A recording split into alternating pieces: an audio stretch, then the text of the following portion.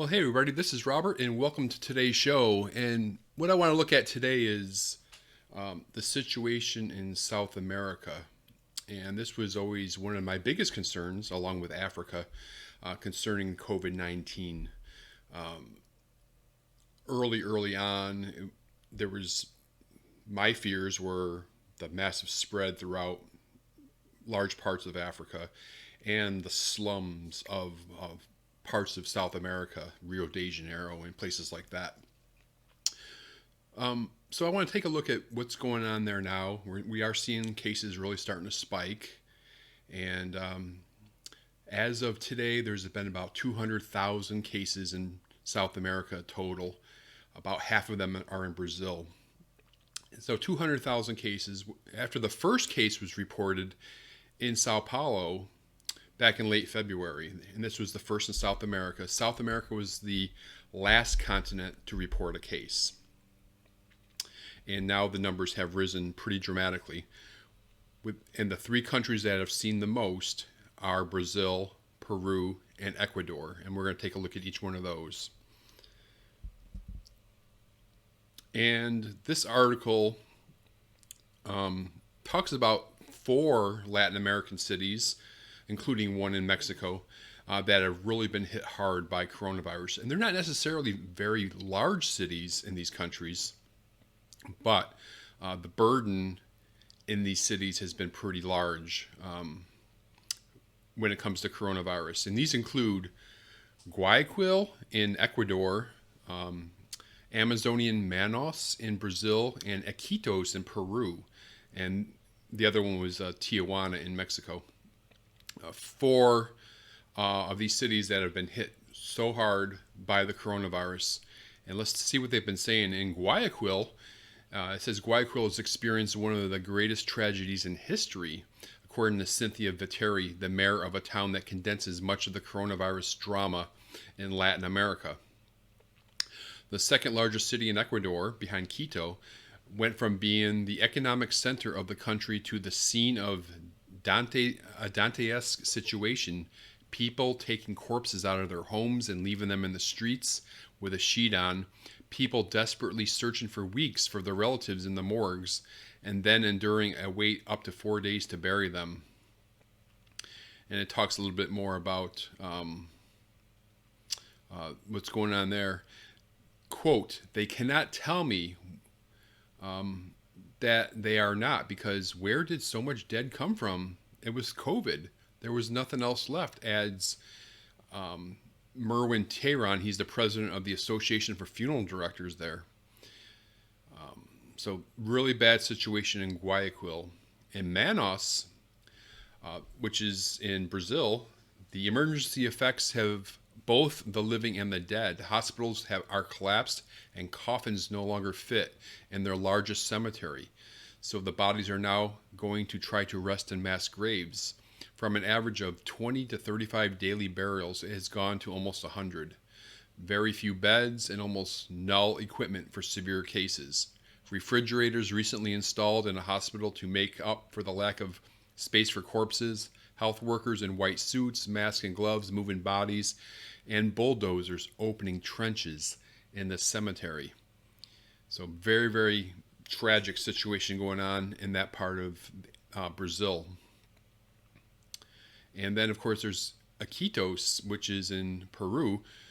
More than 70 affected and 36 dead. Although Loreto region ranks 4th in Peru, these numbers that are at the current juncture of the pandemic do not seem catastrophic, but have already caused the morgue of the provincial hospital in the heart of the Amazon to exceed its capacity and cannot receive more corpses, while those that remain piled inside black garbage bags. And Iquitos is the largest city in the Amazon in Peru, and is the one that concentrates most of the problems of the region, in which the containment measures such as quarantines and the use of masks are practically non-existent, and also includes the indigenous communities around it, who live far from hospitals and health centers, from 6 to 8 hours and up to 3 days by river. So, got some very serious situations going on in parts of South America. And that's just kind of a gruesome account of some of these cities and what they're going through as far as the dead. And that is from a Noticias, RPP Noticias report, Spanish language report.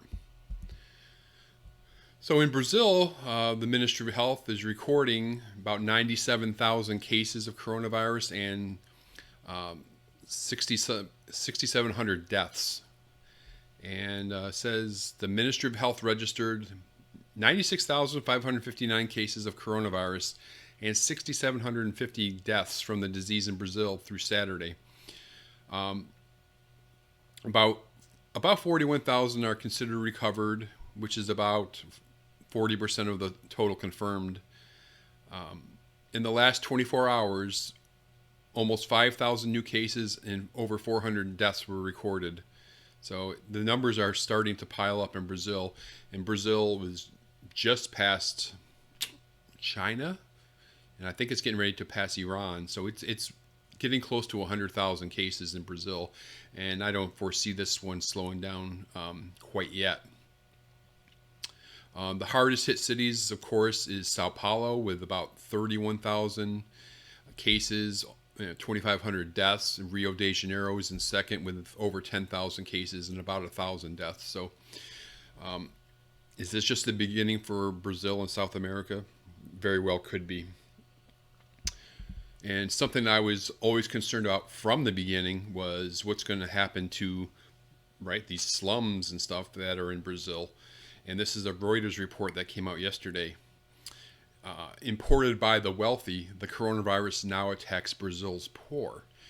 And it says, imported by the Brazilian elite who vacation in Europe, the SARS-CoV-2 coronavirus is now devastating the poor of Latin America's largest country, devastating narrow neighborhoods where the disease is most difficult to control.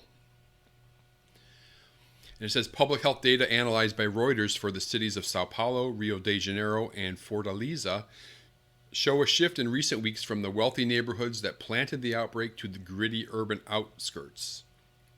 The change coincides with a rise in death rates confirmed. It's well over 6,000 now. Many scientists point to the country as the next deadly focus. Researchers from the Imperial College of London predict that this week the transmission rate will be the highest in the world.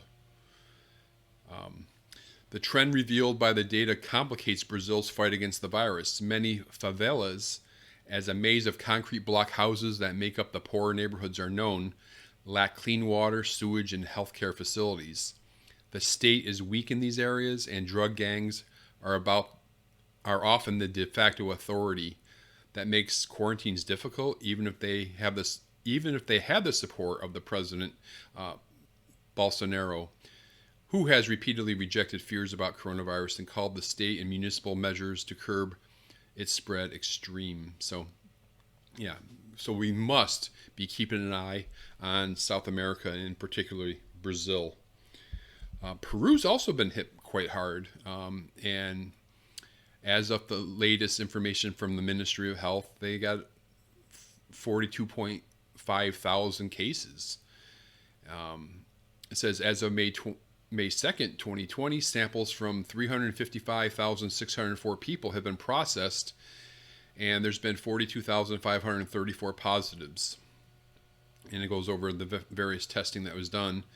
And it says, we regret to report that COVID-19 has killed 1,200 people in the country. So it's not a light thing in Peru either. It's the country in South America, the second country in South America with the most cases. And this is a report from Peruvian media that talks about some of the deaths going on there. Let's see if it translates for me, and it does. The record in Piedrango, the crematorium that most deceased by COVID-19 collects and incinerates in Lima and Callao, reveals that between March 20 and April 20, it incinerated 1,005 corpses between confirmed and suspected of the new coronavirus in Lima and Callao. Since March 19, when Piedrango cremated the first Peruvian who died in his home of coronavirus, The crematorium cremated between 15 and 18 corpses per day. But since April 16, the average cremation has increased between 45 and 50 bodies per day. We have received no bodies since Saturday. Hospital mortuaries must be overflowing with corpses. Next week and the next 2 will be most critical, said Henry Gonzalez, general manager of Pedrangal. He told that to this media report, Gestion. This week, which is supposed to be when most COVID patients will die in homes, streets, and hospitals, Pedrangal plans to install 2 to 4 more ovens to cover these cremations. Things are very, very severe outside of Lima, too. And then there's Ecuador, which we heard a lot of horror stories from early on concerning the death toll. And so far, according to the Ecuadorian Ministry of Health, they've tested about 74,000, and 27,464 have turned up to be positive. And in the province of Guayas, which is accounted for about almost half of the cases, and that's where Guayaquil, the city that we talked about earlier, is located. I think Quito has well over 1,000 cases too. And there's been 1,371 fatalities in Ecuador. And Ecuador saw their first case on February 29. And this is a little bit older report. Yeah, it's quite a bit older, more than 2 weeks ago, but this is from the BBC. And it says Ecuador sees massive surge in deaths in April. It says authorities have been unable to keep up with a huge rise in deaths, leaving corpses wrapped in sheets in family homes and even in the streets. Authorities last week began distributing thousands of cardboard coffins, as you can see here, in Guayaquil. A dedicated helpline has also been set up for families that need a corpse removed from their home. So, pretty devastating stuff due to the coronavirus in Latin America. Here it says, across Latin America, COVID-19 has been dubbed a rich person's disease, a virus introduced to the region by affluent parts of society who have been traveling abroad, much like we reported in that Brazilian report, where once a wealthy disease is now hitting the poverty-stricken areas of the country. And let me go ahead and close with this. You're probably wondering, well, where's Venezuela in all this? Well, if you look at the Johns Hopkins chart that they keep up there, that's really well done and updated on a real-time basis. Venezuela has 345 cases. I think it may be the lowest or close to the lowest in all of South America. But in this report, in the Miami Herald, it says, under pressure of COVID-19, Venezuela is a ticking time bomb waiting to explode. And it says, according to Venezuela's official statistics, the country has one of the lowest COVID-19 death rates in the world. In reality, Venezuela may be the biggest untold coronavirus story around and a time bomb ready to explode. And this individual, Andres Oppenheimer, interviewed Juan Guaido, who is recognized by the U.S. and more than 50 other countries as the nation's legitimate president, said that Venezuela is on the threshold of a catastrophe. Much of the population lacks soap to wash their hands, and many hospitals don't have running water. Now, according to President Nicolas Maduro's regime, Venezuela had only 10 coronavirus-related deaths up to April 27th, and that he compares that to many other countries that have astronomically more fatalities. So on a per capita basis, the Venezuelan regime claims to have only 0.35 COVID-19 deaths per 1 million people. In comparison, Brazil has 21 deaths per 1 million inhabitants. So that's an interesting comparison also. When I asked Guaido about the regime's COVID-19 death figures, he responded that they don't have any credibility. Guaido admitted that, like North Korea or Cuba, Venezuela had the relative advantage of being virtually isolated from the rest of the world when the pandemic started earlier this year. Before the pandemic, international flights to Venezuela had already plummeted to about 10% of their numbers 2 or 3 years ago. Guaido also conceded that Venezuela's widespread gasoline shortages have brought domestic travel within the country to a near halt, which could have slowed down transmission of the virus. Amazingly, Venezuela has the world's largest oil reserves, but 2 decades of Hugo Chavez's radical leftist populism had destroyed oil production along with the rest of the country's industries. But whatever the real COVID death figures are, they are powerful reasons to believe that Venezuela is on the brink of a major humanitarian disaster, Guaido said to that. First, a majority of Venezuelans lack soap and running water, both essential to the hand washing required to stopping the virus spread. According to a poll recently commissioned by the National Assembly, 78% of Venezuelans don't get water on a regular basis, and 20% have not received water during the past 7 days. Second, hospitals are depleted. Almost 50% of Venezuela's hospitals don't have regular running water. Nearly 80% don't have enough soap, and many hospitals have electric power outages. Venezuela's biggest children's hospital, the J.M. de los Rios Hospital in Caracas, recently spent 9 hours without electricity. Nurses can't get to their workplaces because there's no gasoline or public transportation, and they only make about $4 a month. Third, Venezuela conducts only about 100 coronavirus tests a day, which is almost nothing, Guaido said. Fourth, Venezuela has only about 300 ventilators in the entire country, of which only 83 are in state-run hospitals.